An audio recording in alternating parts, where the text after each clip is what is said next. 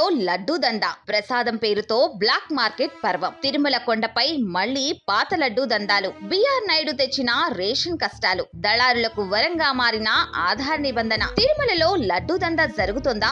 ఎప్పుడో కొన్నేళ్ల క్రితం కనుమరుగైన దందా మళ్లీ పురుడు పోసుకుందా? కొందరు భక్తుల నుంచి ఈ మాట వినిపించింది. సినిమా టికెట్లను బ్లాక్ లో అమ్మేటప్పుడు ఎలాంటి పాట వినిపిస్తుందో అలాగే తిరుమలలో లడ్డూ పాట వినిపిస్తుందట. 170 అంటూ క్యూ లైన్ల దగ్గర తిరుగుతున్నారట దళారులు. ఒక లడ్డు 70 రూపాయలు పెట్టి కొన్న వాళ్లే చెబుతున్నారీ మాట. దీనికి కారణం బిఆర్ నాయుడు తీసుకొచ్చిన కొత్త లడ్డు విధానమట. తిరుమలలో శ్రీవారి దర్శనం చేసుకున్న ప్రతి ఒక్కరికి లడ్డు ఉచితం. కానీ అందరికీ ఆ దేవదేవుని దర్శనం దుర్లభం. ఒక్కోసారి దర్శనం 24 గంటల సమయం దాటుతుంది. అంతసేపు ఉండలేని వాళ్ళు గోపురాన్ని చూసి మొక్కుకొని వెళ్లిపోతుంటారు. కానీ కనీసం ప్రసాదమైనా తీసుకెళ్దామని అనుకుంటారు కదా. అలాంటి వాళ్లకు మాత్రం ఆధార్ కార్డ్ చూపిస్తేనే లడ్డు ఇస్తున్నారు.